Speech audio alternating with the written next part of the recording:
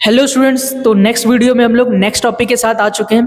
इससे पहले वाली वीडियो में हमने ज्योग्राफी का लेक्चर नंबर 1 अपलोड किया था, जिसमें हमने क्या चीज़ समझा था, रिसोर्स क्या होता है और किसी भी चीज़ को रिसोर्स बनने के लिए किन 4 कंडीशंस को फुलफिल करना पड़ता है वो हमने जाना था। तो 4 कंडीशन क्या क्या होती है कि सबसे पहले वो आपके लिए यूजफुल होना चाहिए, दूसरी चीज़ वो टेक्नोलॉजिकली एक्सेसिबल होना चाहिए। इसका मतलब आपके पास इतनी टेक्नोलॉजी होनी चाहिए कि आप उस रिसोर्स को मतलब बाहर निकाल सको, ठीक है। यानी कि पेट्रोल आपके लिए यूजफुल है, मगर आपके पास टेक्नोलॉजी नहीं है कि पेट्रोल को आप ज़मीन से बाहर निकाल के अपने यूज़ के लायक बना सकते हो, तो वो रिसोर्स किसी काम का नहीं होगा। फिर क्या हमने पढ़ा था, इकोनॉमिकली फिजिबल होना चाहिए। इकोनॉमिकली फिजिबल का मतलब कि हमने एग्जाम्पल देखा था कि अगर 50 लाख का पेट्रोल है, ठीक है, 50 लाख के यूज़ के लायक का पेट्रोल है, मगर उसको निकालने में ही 1 करोड़ का खर्चा आ रहा है, तो वो इकोनॉमिकली फिजिबल नहीं है। उसके बाद हमने क्या देखा था, कल्चरली एक्सेप्टेबल, कि आपकी सोसाइटी भी एक्सेप्ट करनी चाहिए उस रिसोर्स को। जैसे हमने बीफ और पॉर्क के बारे में देखा था कि बीफ पॉर्क कई देशों में, यूरोपियन कंट्रीज में एक्सेप्ट किया जाता है एज ए रिसोर्स, उसको खाने में यूज में लाया जाता है। इंडिया में भी बीफ पॉर्क है, मगर इंडिया वाले इसको यूज नहीं कर सकते, बहुत कम ही लोग यूज करते हैं, ठीक है। तो हमारे लिए रिसोर्स नहीं होगा। तो हमने ओवरऑल क्या चीज समझा था कि कोई भी चीज जो आपकी नीड्स को सेटिस्फाई करती है, उस चीज को हम लोग क्या बोल देते हैं, रिसोर्स बोल देते हैं, ठीक है। तो ये हमने समझा था। चलिए, आज का जो हमारा टॉपिक है, आज हम लोग क्या समझेंगे, टाइप्स ऑफ रिसोर्सेज के बारे में। ये जो अलग अलग तरह के रिसोर्स होते हैं उसके टाइप्स क्या होते हैं, ठीक है। तो पहला हमारे पास क्या चीज है, on the basis of origin, ठीक है, उत्पत्ति के आधार पर, ठीक है। उत्पत्ति के आधार पर रिसोर्स को हमने 2 पार्ट्स में कैटेगराइज किया है, ठीक है। वो कौन कौन से पार्ट है कि बायोटिक और अबायोटिक। बायोटिक का मतलब क्या होता है, जो भी रिसोर्स हमें लिविंग बीइंग से मिले, जीवित प्राणियों से मिले, उस रिसोर्स को हम लोग बोलते हैं बायोटिक रिसोर्स, ठीक है। और अबायोटिक किसको बोलते हैं, जो भी रिसोर्सेज हमें नॉन लिविंग थिंग से मिले, यानी निर्जीव प्राणियों से मिले, उस रिसोर्स को हम लोग क्या बोलते हैं, अबायोटिक बोलते हैं, ठीक। अच्छा, बायोटिक के एग्जांपल में फॉरेस्ट आ गया, एनिमल्स आ गए, ये सारे के सारे रिसोर्स हमें लिविंग बीइंग से मिले, ठीक है। अबायोटिक में क्या आ गया, रॉक्स आ गया, पत्थर आ गए, मिनरल्स यानी खनिज वगैरह आ गया, लोहा, सोना, चांदी, तांबा, ये सारी चीजें, ठीक है, ये अबायोटिक में आ गया। तो ये तो आपने 8th स्टैंडर्ड में भी पढ़ा होगा, तो मुझे बहुत डेप्थ में समझाने की जरूरत नहीं है, ठीक है। सेकंड हमारे पास रिसोर्स है on the basis of exhaustibility, खत्म होने के आधार पर। 2 तरह के हमारे पास रिसोर्सेज है। पहला हमारे पास क्या है, रीन्यूएबल रिसोर्स, दूसरा हमारे पास क्या है, non renewable resource. Renewable resource का मतलब क्या होता है, ऐसे रिसोर्सेज जो अपने आप को रीन्यू कर लेते हैं, बार बार अपने आप को नया कर लेते हैं, ऐसे रिसोर्सेज को बोलते हैं रीन्यूएबल रिसोर्स। जैसे एग्जांपल के लिए सोलर एनर्जी, कभी खत्म ना होने वाली ऊर्जा है, अपने आप को बार बार रिन्यू करती रहती है, ठीक है, अनंत है एनर्जी, तो ये रीन्यूएबल रिसोर्स है। इसी तरीके से वाटर भी क्या है, रीन्यूएबल रिसोर्स है, अपने आप को बार बार प्रकृति में क्या करती रहती है, रीन्यू करती रहती है, ठीक है।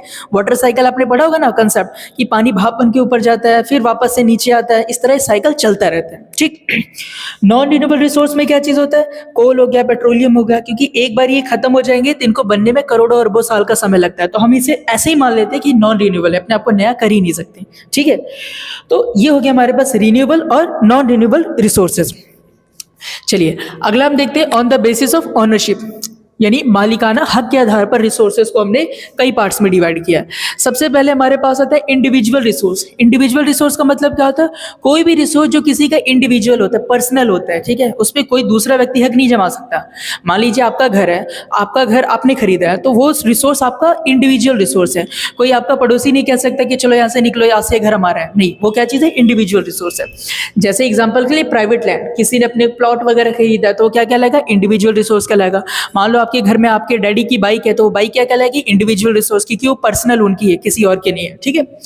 दूसरा हमारे पास क्या चीज है, कम्युनिटी रिसोर्स। कम्युनिटी रिसोर्स किसको बोलते हैं, ऐसा रिसोर्स जो सभी का होता है, ठीक है, पूरी पब्लिक उसको क्लेम कर सकती है कि ठीक है हम इसको यूज कर रहे हैं, कोई एक व्यक्ति नहीं कह सकता कि नहीं ये तो मेरा अकेले का है, कोई नहीं इसका यूज कर सकता है। जैसे एग्जांपल के लिए जो आपकी सड़कें होती हैं, सड़कें क्या है, कम्युनिटी रिसोर्स है। सड़क को कोई ये नहीं कह सकता कि मेरी सड़क है, कल कोई यहाँ से चल के नहीं जाएगा, ठीक है। इसी तरीके से विलेज पॉन्ड्स, जो गांव वगैरह का तालाब होता है, पब्लिक पार्क हो गए, रोड्स हो गए, इलेक्ट्रिसिटी होगी, ये सारे कौन से रिसोर्स है, ये सारे हमारे पास कम्युनिटी रिसोर्सेज में आ जाते हैं, ठीक है। तीसरा हमारे पास क्या चीज है, नेशनल रिसोर्स। नेशनल रिसोर्स किसको बोलते हैं, राष्ट्रीय संसाधन।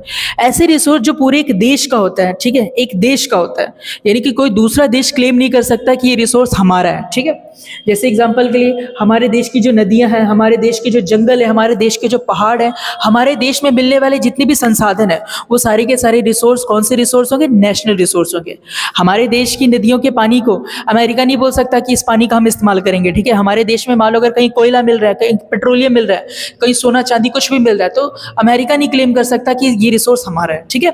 तो किसी देश के अंदर अगर कोई रिसोर्स पाया जाता है तो वो देश का रिसोर्स क्या कहलाएगा, नेशनल रिसोर्स कहलाएगा, ठीक है। फोर्थ हमारे पास क्या है, इंटरनेशनल रिसोर्स। इंटरनेशनल रिसोर्स मतलब अंतरराष्ट्रीय रिसोर्स, ऐसा रिसोर्स जो किसी एक देश का नहीं होता है, ऐसा रिसोर्स जो सभी का होता है, पूरी दुनिया का एक तरीके से होता है। इस तरह के रिसोर्स को हम क्या बोलते हैं, इंटरनेशनल रिसोर्स, ठीक है। जैसे रिसोर्सेज इन ओपन ओशंस, जो हमारे बड़े बड़े सागर हैं, उन सागरों में जितने भी रिसोर्स पाए जाते हैं वो रिसोर्स किसी एक देश का नहीं होता, ठीक है। इसको manage by United nation agency, इसको यूनाइटेड नेशंस एजेंसीज के द्वारा मैनेज किया जाता है, ठीक है। जैसे अंटार्कटिका में जो रिसोर्स पाए जाते हैं किसी एक देश का नहीं है, ठीक है। तो ऐसे रिसोर्स जो किसी एक कंट्री के नहीं होता उसे क्या बोलते हैं, हम इंटरनेशनल रिसोर्स बोलते हैं, ठीक है।